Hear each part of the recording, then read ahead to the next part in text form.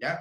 Ahora nos toca hablar acerca de la teoría del enlace metálico, ¿ya? En el enlace metálico, tú vas a tener o justifica la existencia de los metales, ¿ya? El enlace metálico se considera como un enlace que se da entre átomos metálicos, valga la redundancia, y en un cristal metálico yo lo que voy a encontrar son iones positivos del metal rodeados de un mar de electrones deslocalizados. O sea, acuérdate que los metales tienen la particularidad de tener bajas energías de ionización, o sea, pierden fácilmente sus electrones, y eso facilita de que los electrones puedan pasarse rápidamente de un metal hacia otro. Pero este paso de los electrones hace de que estos electrones se encuentren deslocalizados, rodeando a los iones positivos que ocupan posiciones fijas en el cristal. O sea, en otras palabras, si que tú quieres imaginarte cómo sería un cristal metálico, el cristal metálico serían muchos iones de carga positiva que corresponden a los iones metálicos, rodeados de un mar de electrones deslocalizados. Y estos electrones están siempre desplazándose desde un ion hacia otro. O sea, el electrón de un átomo metálico puede saltar hacia otro, deja un espacio vacío que es ocupado inmediatamente por otro y así sucesivamente siempre los electrones se están moviendo. Y eso justifica la alta conductividad eléctrica que tienen los metales. Así es como yo me imaginaría que tuvieras a un cristal metálico. Iones positivos ocupando posiciones fijas solamente con movimiento vibracional y los electrones deslocalizados moviéndose alrededor de él. Esto permite justificar propiedades como, por ejemplo, la alta conductividad eléctrica o la alta conductividad térmica. Como hay facilidad de movimiento de los electrones, ellos se pueden desplazar. Entonces, esta es la teoría del mar de electrones. También permite explicar por qué los metales son dúctiles y son maleables. En el enlace metálico, tú en estricto no rompes un enlace como ocurre en el enlace iónico o en el enlace covalente, en donde sí vas a romper un enlace y los átomos quedan separados. Acá no. Aquí es como si tú tuvieras muchos iones positivos que están rodeados de un mar de electrones y por lo tanto, si es que tú mueves o cambias la estructura de estos iones positivos, los electrones van a perseguir a estos iones positivos. Entonces, si yo, por ejemplo, quiero hacer aplanar a un metal, ¿qué es lo que hago? De repente, este plano me lo llevo aquí al otro lado. ¿Qué va a ocurrir? Toda la nube de electrones o todo el mar de electrones va a seguir a los átomos metálicos. Entonces vas a lograr que esto sea más plano, la laminación, el laminado, ¿ya? Y si tú, por ejemplo, quieres trabajar el efecto de la ductibilidad, es como si tú hubieras colocado los átomos metálicos uno tras de otro. ¿Y qué va a ocurrir? Los electrones los van a perseguir, ¿no? Entonces, tú en estricto no rompes un enlace químico, sino lo que haces simplemente es mover la posición de los átomos y los electrones, sus nubes electrónicas, van a perseguir. Entonces, ¿qué permite justificar la teoría del mar de electrones en el enlace metálico? La conductividad eléctrica, la conductividad térmica, permite justificar la ductibilidad y la maleabilidad de los metales. También permite justificar, por ejemplo, el brillo metálico. En superficies pulidas, ¿ya? De metales, tú observas un brillo característico. ¿Y esto por qué se da? Porque cuando la luz impacta sobre esta superficie pulida, los electrones pasan a niveles superiores, retornan y en su retorno emiten luz. Y por esa razón es que tú puedes percibir el brillo metálico en los metales, valga la redundancia. Entonces, esas propiedades se pueden explicar con la teoría del mar de electrones. Sin embargo, no todos los metales son buenos conductores de la electricidad. Eso hay que tenerlo claro. No todos los metales son buenos conductores de la electricidad. Hay metales que son muy buenos conductores de la electricidad y hay otros que no son tan buenos conductores de la electricidad y más bien ofrecen resistencia eléctrica. Entonces, para poder explicar a los metales y su conductividad, ¿ya? Se utiliza la teoría de las bandas, ¿ya? En la teoría de las bandas te establece que existen tres bandas, aquí muestran dos, la banda de valencia, la banda de conductividad y la banda de transición, ¿ya? Entonces, cuando tú estás frente a un metal, ¿ya? Los electrones de valencia, como su nombre lo dice, se encuentran en la capa de valencia, en este caso, la banda de valencia, ¿ya? Y si es que estos electrones quieren, por algún motivo, por alguna diferencia de potencial, trasladarse de un lugar hacia otro, lo podrían hacer fácilmente. ¿Por qué? Porque la capa de valencia se toca con la capa de conducción. Entonces, mientras no exista esa diferencia de potencial que provoque el flujo de los electrones, ellos van a permanecer en su banda de valencia. Pero si quisieran haber un efecto de conductividad, podrían pasar rápidamente a la banda de conducción. Esto es como si fuera un río por donde pueden transitar los electrones. Es rapidísimo, ¿ya? Eso se da en los metales, buenos conductores de la electricidad. Sin embargo, ¿qué pasa en las sustancias que son aislantes? La banda de valencia se encuentra muy separada de la banda de conducción. Y para que estos electrones de la banda de valencia pasen a la banda de conducción se necesita una energía muy grande. Se dice que el pozo energético es muy grande. Y como el pozo energético es muy grande, los electrones por naturaleza van a permanecer en su banda de valencia y no van a pasar a la banda de conducción. Por lo tanto, estas sustancias se consideran como si fueran aislantes eléctricos. ¿De acuerdo? Pero ahora, ¿qué pasa en los semiconductores, en los semimetales, por ejemplo? En los semimetales, la banda de valencia y la banda de conducción no están muy separadas entre sí. Si bien es cierto, a bajas temperaturas, los no metales o los semiconductores son malos conductores de la electricidad, cuando tú incrementas su temperatura, ellos pueden empezar a conducir la corriente eléctrica. ¿Y cómo lo justificas? Porque como la banda de valencia y la banda de conducción no tienen mucha separación, el incremento de la temperatura permite que los electrones puedan transitar de la banda de valencia a la banda de conducción y empezar a conducir la corriente eléctrica. Por esa razón es que los semiconductores o los semimetales son malos conductores eléctricos a bajas temperaturas y buenos conductores eléctricos cuando tú incrementas su temperatura, ¿ya? Los metales, cuando tú incrementas su temperatura, se hacen menos conductores de la electricidad, particularmente porque como los iones positivos están en posición fija y solamente con movimiento vibracional, cuando tú incrementas la temperatura, ese movimiento vibracional se hace más grande, ¿no? Se hace mayor ese movimiento vibracional.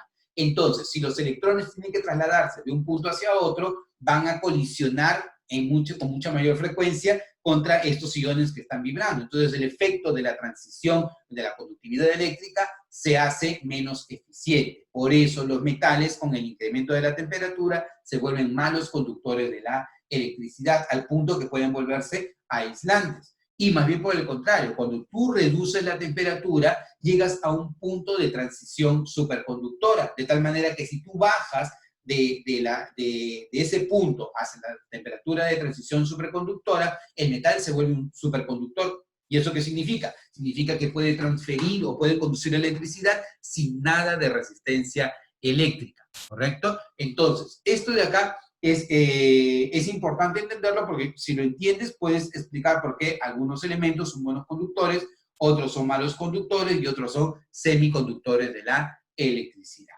¿ya? Entonces, esa es la teoría del enlace metálico. Hasta aquí, preguntas, consultas, comentarios, chicos, porque con esto estamos cerrando el enlace interatómico y pasamos al enlace intermolecular.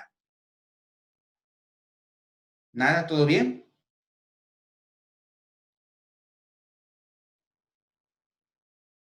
Ya.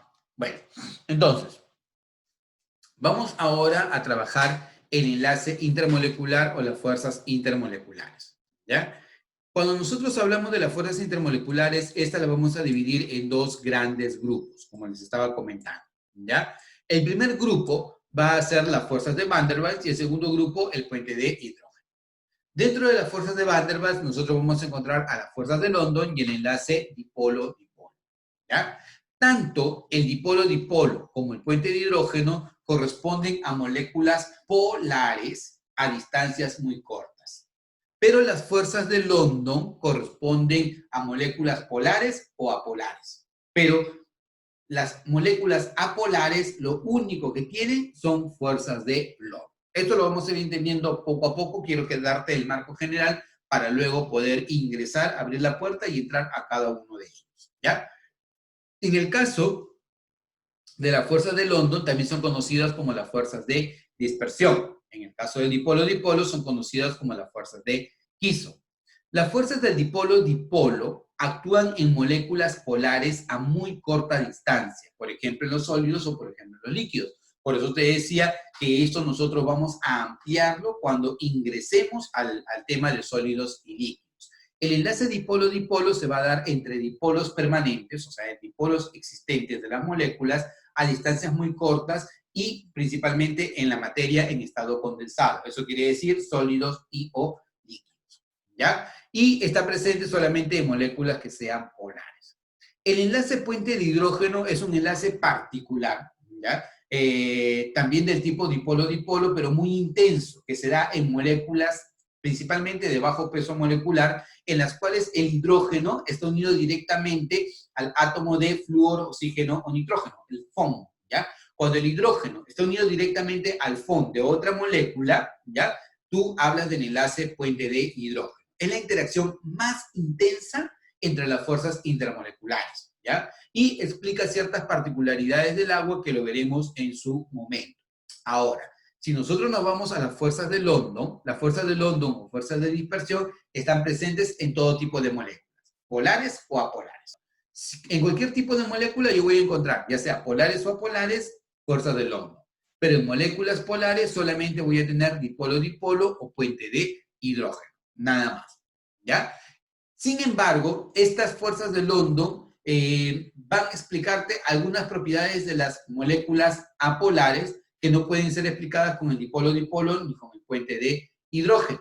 Las fuerzas de London o las fuerzas de dispersión se hacen más intensas conforme aumenta la polarizabilidad de la molécula, ¿ya? Dicho esto, y visto como un marco general, vamos ahora a trabajar cada una de estas fuerzas intermoleculares, ¿ya?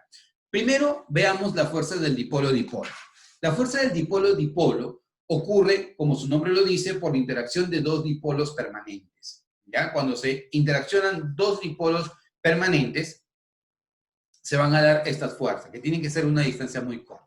Este se llama dipolo permanente porque tiene dos polos, un polo negativo y un polo positivo. La molécula es una molécula polar, ¿ya? Entonces, este dipolo está interactuando con este dipolo, cargas opuestas. Tiene que ser distancia muy corta, sólidos o líquidos, ¿ya? Si yo tengo muchas moléculas, así como esta, entonces todas interactúan, ¿ya? Y esa interacción es lo que le da las características a las sustancias que tienen en su composición, en su estructura, enlaces de tipo dipolo-dipolo. Para poder analizarlo, tú lo que haces normalmente es considerar a moléculas de masa molecular comparable o de tamaño comparable, ¿ya? Por ejemplo, tú tienes aquí al propano, éter dimetílico, al cloruro de metilo, acetaldehído y acetonitrilo, ¿ya? Todos tienen masa molecular comparable, entre 41 y 50, si te das cuenta. No es que tenemos que estar con exquisitez de que tiene que ser exactamente el mismo peso molecular, no. Aquí el peso molecular tiene un rango entre 41 y 50, entonces están dentro del rango de pesos moleculares, ¿ya? Pero analicemos algo. Si tú te das cuenta, el propano tiene un momento dipolar que es 0.1, es muy bajito, prácticamente esta es una molécula apolar, y yo creo que te diste cuenta por qué. Y conforme vemos aquí abajo, el vector o el momento dipolar va aumentando. Eso significa que las moléculas se van haciendo cada vez más polares. Y tú recuerdas que un criterio de polaridad, ¿ya? Un criterio de polaridad es que los hidrocarburos, como por ejemplo el propano, son sustancias apolares, y esto te lo está revelando. El propano tiene un momento dipolar muy, muy bajo, entonces es una molécula apolar, ¿ya? Es una sustancia apolar. Ahora, analicemos qué está pasando. Aquí está aumentando el momento dipolar. Significa que las moléculas se van haciendo cada vez más polares, ¿ya? Y si son más polares, debe aumentar la intensidad del dipolo-dipolo, porque el dipolo-dipolo está directamente relacionado con la polaridad de la molécula. ¿Y eso es cierto? Sí, sí es cierto. Porque si tú te das cuenta, conforme se incrementa la polaridad, también se incrementa el punto de ebullición. Profesor, ¿y por qué se toma el punto de ebullición? ¿Qué sentido tiene que se tome el punto de ebullición? Bueno, la lógica es que el punto de ebullición es la temperatura a la cual ocurre el cambio de fase de líquido a gas. Y hasta cierto punto te va a dar una idea de cuán fácil o cuán difícil es que un líquido se convierta en gas, porque tienes que vencer todas las fuerzas intermoleculares en el líquido para poder pasar a la fase gaseosa. Entonces, cuanto mayor sea el punto de ebullición, significa que mayores son las fuerzas intermoleculares en el líquido y por lo tanto va a ser más complicado que de líquido pase a gas. Por eso se toma como referencia al punto de ebullición. Y es cierto, fíjate, conforme aumenta la polaridad, también debería incrementarse el enlace dipolo-dipolo. Y también está aumentando el punto de ebullición. A tal punto que si tú, por ejemplo, relacionas dos sustancias que tienen exactamente el mismo peso molecular, 44 y 44, la sustancia apolar, en este caso el propano, tiene el menor punto de ebullición y el acetaldehído tiene el mayor punto de ebullición. Entonces, esta es la forma de cómo tú puedes analizar el enlace dipolo-dipolo. El enlace dipolo-dipolo se da entre dipolos permanentes a una distancia muy corta entre las moléculas y se hace más intenso conforme aumenta la polaridad de la molécula. ¿Ya? Ahora, vayamos al siguiente enlace. El siguiente enlace viene a ser el enlace, las fuerzas de London o las fuerzas de dispersión. Estas fuerzas de dispersión van a ocurrir por la generación de dipolos inducidos e instantáneos, ¿ya? Dipolo inducido e instantáneo significa que el dipolo no existía inicialmente. El dipolo ha sido inducido. ¿Cómo? Por ejemplo, yo tengo aquí a un átomo de helio y aquí tengo un átomo de helio. Dijimos hace un momento que los átomos de helio corresponden a moléculas que son apolares, ¿ya? Entonces, tienes el núcleo de helio con 2 protones y su nube electrónica con 2 electrones. Núcleo con 2 protones y nube electrónica con 2 electrones. Si estos átomos de helio se acercan lo suficiente, ¿qué es lo que va a ocurrir? Este núcleo, mira, date cuenta, este núcleo atrae a esta nube electrónica, ¿ya? Este núcleo atrae a esta nube electrónica. Entonces, como el núcleo atrae a la nube electrónica, cuando esta nube electrónica se acerca, ¿ya? Negativo con negativo se repelen. Por lo tanto, esta nube electrónica aleja a la nube electrónica del otro átomo de helio. Y siendo así, ¿qué es lo que se ha generado? Se ha generado un dipolo. Fíjate, acá tú tienes la zona parcialmente positiva y tienes la zona parcialmente negativa. La zona parcialmente negativa y la zona parcialmente positiva. Esto es un dipolo inducido. Inducido porque no existía. O sea, si ellos se alejan, retorna al estado original. ¿Ya? Vamos a conversar acerca de eso, Fernando. ¿Cómo calculamos la polarizabilidad? Ellos regresan a su estado original. Y se dice que es instantáneo porque si ellos se logran alejar, tú regresas a tu estado original. Por lo tanto, cuando nosotros tenemos la interacción del dipolo-dipolo, perdón, de las fuerzas de London, es debido a la interacción de dipolos inducidos e instantáneos. Y estos dipolos inducidos e instantáneos va a ser más fácil generarlo cuanto más polarizable sea la molécula. Y ahí voy a contestar tu pregunta, Fernando. ¿Cómo calculo la polarizabilidad? Más que calcular la polarizabilidad es deducir la polarizabilidad o cuán polarizable es una molécula. La polarizabilidad va a depender mucho del tamaño que tenga la nube electrónica. ¿Por qué? Porque el hecho de que tú puedas formar un dipolo va a depender del tamaño de la nube electrónica. Si la nube electrónica es muy grande, entonces lo que va a ocurrir es que va a ser más polarizable, o sea, va a ser más fácil su movimiento. Si tienes una nube electrónica pequeña, o sea, el núcleo está muy cerca de los electrones, entonces el núcleo va a ejercer un efecto sobre los electrones y no va a permitir que la nube electrónica se distorsione. Pero cuando tú tienes un núcleo obviamente pequeño y una nube electrónica enorme, entonces el núcleo tiene menos influencia sobre la nube electrónica y esta nube electrónica se puede distorsionar con mayor facilidad. Por lo tanto, cuanto más grande sea la molécula, más polarizable es, ¿correcto? Así es como nosotros podemos deducir cuán polarizable o no puede ser una molécula. Entonces, ¿cómo lo verifican? Por ejemplo, veamos acá, ¿no? Tú tienes flúor, cloro, bromo y yodo, ¿ya? Molécula diatómica o monuclear. Apolar. Acuérdate, las moléculas diatómicas o monucleares, lo hemos analizado, son moléculas apolares. El flúor está más arriba, luego viene el cloro, el bromo y el yodo, ¿ya? Conforme bajamos, aumenta el tamaño, ¿cierto? Porque tú acuérdate que el flúor es el halógeno más pequeñito y el yodo es el halógeno más grande. O sea, significa que acá yo tengo una molécula pequeña y acá tú tienes una molécula pero enorme con el yodo, ¿cierto? Pero es una molécula apolar. Sin embargo, su nube electrónica es muy grande y al tener una nube electrónica muy grande también es muy polarizable. Entonces yo debería esperar que el yodo, al ser más polarizable, tenga fuerzas de London más intensas. ¿Y eso es correcto? Sí, porque date cuenta que el punto de ebullición de él vale 457,6 Kelvin. ¿Eso significa qué cosa? Significa que es más complicado entre todas las otras moléculas de poder llevarlo de la fase líquida a la fase gaseosa. En cambio, el más fácil es el flúor. Significa que sus fuerzas de London o sus fuerzas de dispersión son las más pequeñas entre todos. Es más, tú sabes que el flúor y el cloro se encuentran naturalmente en fase gaseosa. El bromo se encuentra en fase líquida y el yodo se encuentra en fase sólida. ¿Por qué el yodo se encuentra en fase sólida? Porque las partículas se atraen con bastante fuerza. ¿Debido a qué? Fuerzas de London. En el yodo, en el bromo, son menos intensas, por eso se encuentra como líquido. Y como en el flúor y el cloro son mucho menos intensas, el flúor y el cloro naturalmente se encuentran como sustancias gaseosas. ¿Ya?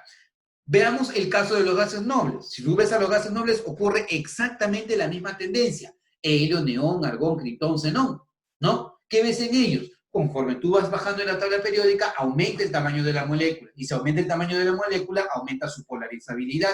¿Cómo lo llegas a entender? A través del punto de ebullición. Fíjate, el punto de ebullición es mayor en el xenón con respecto al helio. Entonces, la polarizabilidad de la molécula, el tamaño de la molécula, la distancia del núcleo hacia la nube electrónica o hacia los electrones de valencia, hace posible que se puedan generar más fácilmente los dipolos inducidos e instantáneos y, por lo tanto, la molécula tiene fuerzas de London más intensas. Pero ahora, otro punto importante. ¿Qué pasa cuando las moléculas tienen exactamente el mismo peso molecular? ¿Correcto?